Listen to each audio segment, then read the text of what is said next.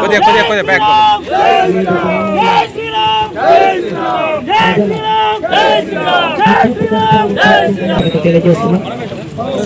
అన్న ప్లీజ్ అడ్డం జరిగి అడ్డం రా నువ్వు మీరు జరగండి అన్న ప్లీజ్.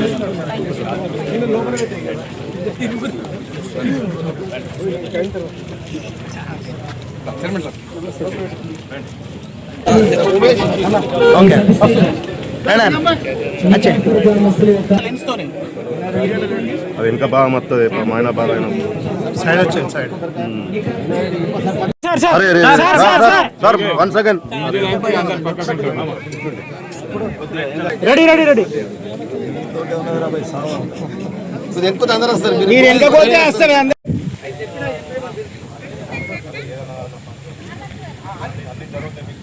భారత ఆర్థిక వ్యవస్థను చెక్కు చేరకుండా కాపాడే దీశాలి మోడీ నాయకత్వంలో అంతే క్రియాశీల వేదికపైకి సహృదయంతో ఆహ్వానిస్తున్నాం.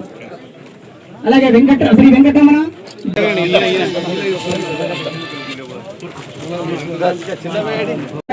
నికాస్పూర్ గ్రామస్తులకి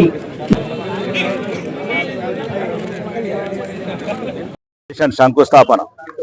ఈరోజు అప్పుల పాలైన తెలంగాణలో నిధులు తేవటం ఎంత కష్టమవునా కానీ రాష్ట్ర ప్రభుత్వాన్ని ఒప్పించి నిలదీసి నిగ్గదీసి అది ఆర్మూరు నియోజకవర్గ ప్రజలు చూస్తున్నారనుకుంటా. అసెంబ్లీల గొంతు మీరు ఓసిన ఊపిరి, మీరు ఓసిన ఓటు, నికాల్పూర్ ఓటు ఎక్కడ కూడా వేస్ట్ చేస్తలేను కాదు. ఆర్మూరు నియోజకవర్గ 92 గ్రామాల ప్రజల ఒక్క ఓటు కూడా వృధా కానివ్వను. ఈ రాజ్యాన్ని నిలదీస్తాను, ఈ రాష్ట్ర ప్రభుత్వాన్ని నిలదీస్తాను. ఇట్లాంటి సబ్ స్టేషన్లు ఈరోజు ఇది కావచ్చు, మేడపల్లి కావచ్చు, నూతుపల్లి తొండకు రోడ్లు కావచ్చు, తల్లివేద రోడ్లు కావచ్చు, ఇంటిగ్రేటెడ్ స్కూల్ కావచ్చు, ఐలాపూర్ హాస్టల్ కావచ్చు, చిన్నయానము టూరిజం ప్యాకేజ్ కావచ్చు, ఎక్కడ కూడా ఒక ప్రతిపక్ష ఎమ్మెల్యేలకు ఇచ్చిన దాఖలాలు లేవు. మీకెంతనో మాకంత. ఈ రాష్ట్రంలో మా వాటా ఉంది, ఆదాయంలో మా వాటా ఉంది, అప్పులలో మా వాటా ఉందని తెలంగాణ అసెంబ్లీ సాక్షిగా 4 కోట్ల తెలంగాణ ప్రజలు చూస్తుంటే ఏ రకంగా నిలదీస్తున్నా. గల్ఫ్ కార్మికుల సమస్యలు కావచ్చు, అంటే ఈ ఆర్మూర్ని ఏ విధాలైనా నాకు ఊపిరి పోసింది, నాకు గౌరవాన్ని ఇచ్చింది, నాకు ఒక గుర్తింపునిచ్చింది. ఆర్మూర్ ఎమ్మెల్యే పైడి రాకేష్ రెడ్డి అనే గుర్తింపు, ఎమ్మెల్యే అనే గుర్తింపు, అది కోట్లు పోస్తే కొనలేని గుర్తింపు. లక్షలాది కోట్లు పోసిన ఒక ఎమ్మెల్యే కాని రోజులల్లా నన్ను 3 నెలలనే ఆదరించి 30,000 ఓట్లతో గెలిపించిన ఈ నేలని నా గొంతులో ప్రాణం ఉండగా ఎన్నటికీ ఈ రుణం తీర్చుకుంటూనే ఉంటాను.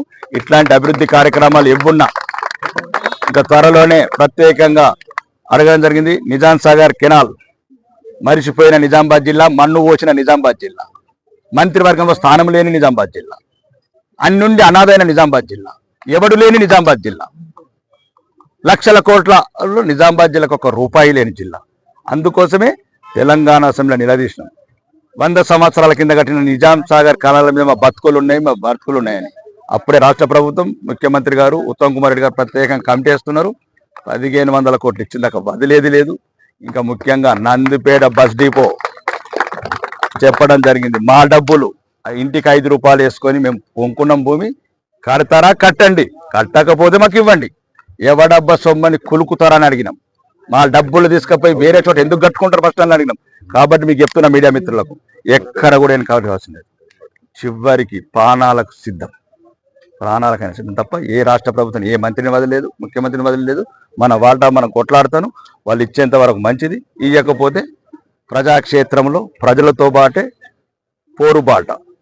పోరుబాట అంటే అదొక కొత్త రూపంలో ఉంటుంది. ఇంకా దేనికైనా తెగింపు పోరుబాట.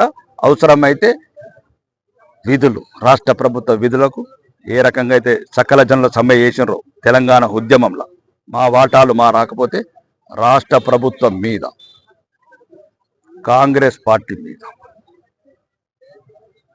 ఒక ప్రజా ఉద్యమం లేవదీస్తాము. ఉద్యమం లేవదీసి ప్రజా ప్రభుత్వాన్ని మెడలు వంచి మా ఆర్మూర్కి కావాల్సిన నిధులన్నీ తెచ్చుకుంటాం. బోలో భారత్ మాతాకి. మీ వ్యాపారం అభివృద్ధి కావాలని కోరుకుంటున్నారా?